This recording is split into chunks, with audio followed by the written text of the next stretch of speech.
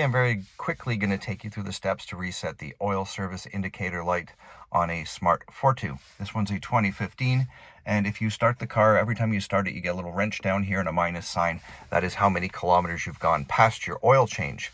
That makes you an evil person, and you'll probably burn down the world if you had the opportunity. So in order to keep your car from knowing that, you have to reset your oil change light, preferably after you've changed the oil. It's only a couple of steps, but it has to be done quickly. And when I say turn on the car, I don't mean start it, I mean turn the ignition to on, where all the lights come on the dashboard. That's the on position, that is not starting. So anyway, we're starting from off. We will turn the car on. Push this button, the trip odometer, twice really quick. Turn the car off. Push and hold this button now. Turn the car back on and continue holding for about 15 seconds until that little number at the top resets. The little one that's going to say minus. Mine doesn't anymore because I've reset it.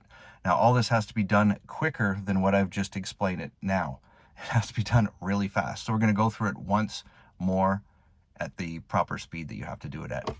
So starting from off, turn it on quickly, push twice. Turn the key off, push and hold. Turn the key back on and hold for 10 seconds. And you'll see your little service light up there will come back on. I didn't hold for the 10 seconds because I don't need to, because mine's been reset. So if your car is in kilometers, it will be 15,000. If it's in miles, it will say 10,000 miles.